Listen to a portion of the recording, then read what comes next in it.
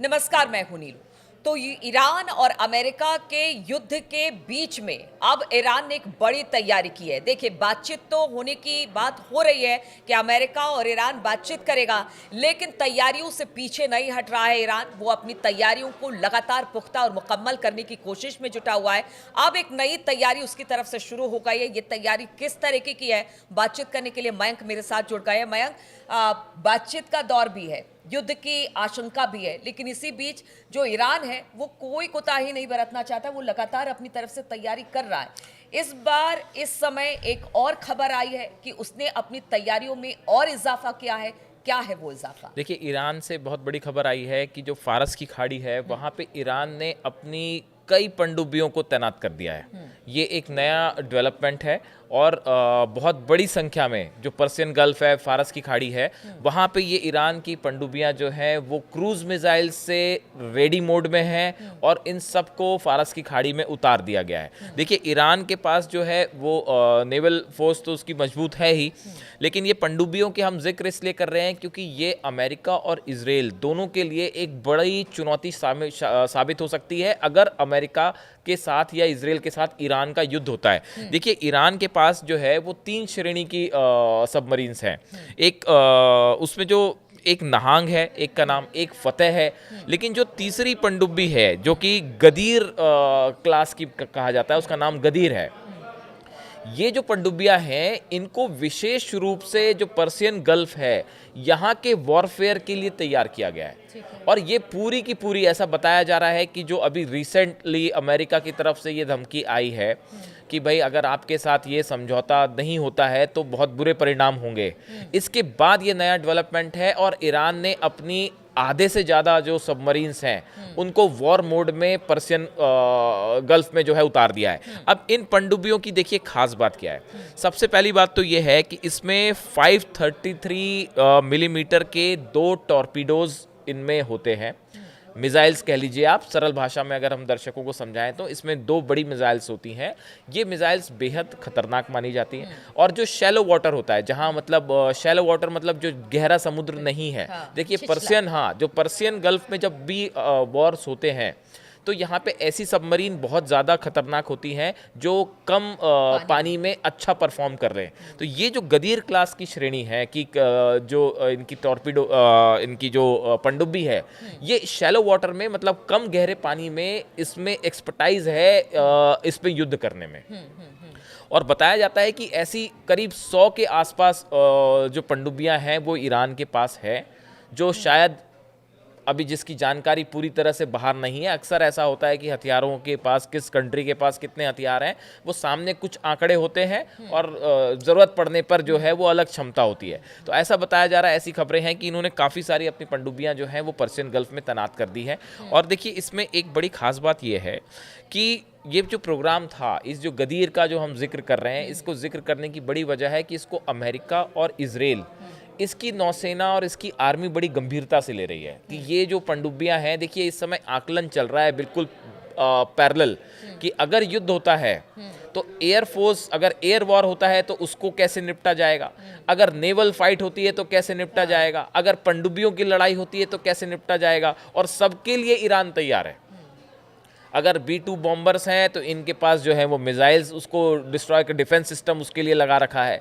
अगर आपने शिप्स भेजे हैं तो इन्होंने भी 3000, ईरान ने भी 3000 शिप्स भेज दिए हैं। वैसे ही अब ये बात जो है वो सबमरीन्स के लिए भी तैयार हो गई है कि फारस की खाड़ी में देखिए ईरान पे अगर जब भी हमला होगा, अभी एक नई खबर आई है कि अफगानिस्तान का जो बरगाम एयर बेस है वहाँ पे फिर से जो है अमेरिका ने अपने वॉरशिप्स अपने फाइटर प्लेन्स भेज दिए हैं। उस पर हम अलग से बात करेंगे। लेकिन अब कुल मिला के कहानी ये है कि दोनों तरफ से तैयारियां चल रही, जो आपने कहा शुरू में कि टॉक्स भी है और युद्ध भी है, लेकिन अभी टॉक्स की चर्चा कम है। देखिए, हम अपने दर्शकों को बताना चाहेंगे, देखिए युद्ध की बात हम इसलिए कहते हैं कि समझौते की बात भी हम बताते हैं, युद्ध की बात भी हम बताते हैं, क्योंकि स्थिति इसी तरह से, टेंशन अभी भी यहाँ पर बरकरार है। क्योंकि ट्रंप ने जब ये कहा कि हम बातचीत शनिवार को करेंगे ओमान में, साथ ही साथ ये भी कह दिया कि समझौता अगर नहीं हुआ तो इसका खामियाजा ईरान को भुगतना पड़ेगा, मयंक। और यही इसी के बाद तैयारी कम नहीं की बल्कि और बढ़ा दी है ईरान ने कि अगर इस तरह की स्थिति, क्योंकि दबाव में ईरान आने वाला नहीं है, वो लगातार कहता रहा है कि ट्रंप धमकी देकर या दबाव के साथ हमसे समझौता नहीं कर सकते, और यही वजह की तैयारी उनकी लगातार जारी है। देखिए, अब ये जो आपने बात कही यही है यहाँ पे कि एक तरफ आप बातचीत भी कर रहे हैं जो लगातार खामेनी और की धमकी तरफ भी से दे। ईरान की तरफ, इसीलिए ऐसे संकेत आए हैं ईरान से कि ईरान बहुत ज़्यादा इन टॉक्स को लेकर पॉजिटिव नहीं, मतलब ज़्यादा उम्मीद नहीं कर रहा है कि बिल्कुल। इसका कुछ निकल के आएगा। देखिए, पिछले 24 घंटे में एक ही मंच पर आप धमकी भी देते हैं, आप समझौते की बात भी अगर करते आप पिछले 24 घंटे में ईरान के अखबार और न्यूज़ मीडिया उठा के देख लें, चाहे आप इजराइल के अखबार या न्यूज़ मीडिया उठा के देख लें, या पूरे मिडिल ईस्ट के देख लें, या एक्सपर्ट्स की राय देख लें, एनालाइज कर लें। हम आपको बताएं, ये वीडियो बनाने के पहले हम 10 जगहों से अपनी इंफॉर्मेशन हासिल करते हैं, उसके बाद उसको एनालाइज करके अपने दर्शकों तक ले जाते हैं। तो ईरान की तरफ से जो संकेत आ रहे हैं, ईरान और शायद कुछ हद तक रूस भी, जो आप पूछ रही थी मुझसे कि कल की जो बैठक हुई है कि ईरान, रूस और चीन की, उसमें क्या हुआ, तो इसमें है ना, इनको बहुत ज़्यादा ईरान को खासकर ये उम्मीद नहीं है कि इस ओमान वाली बैठक से कुछ बड़ा निकल के आएगा।